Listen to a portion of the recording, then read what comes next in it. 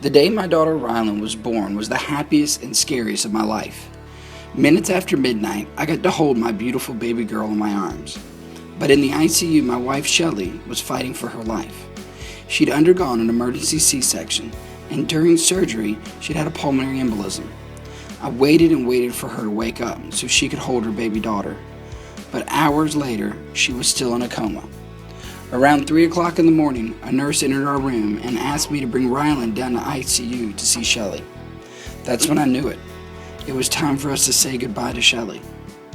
In the ICU, Shelly was covered in a tangle of wires, her face lifeless. The nurse instructed me to undress Rylan and place her on Shelly's bare chest so they could bond. Rylan snuggled up on Shelly's chest, let out a sigh, and fell fast asleep, like there was no place she'd rather be. The nurse said we had to get Rylan to cry so Shelly could hear her. I tickled Rylan's legs, squeezed her arm. Finally, Rylan let out a great big wail, and then a few more screams.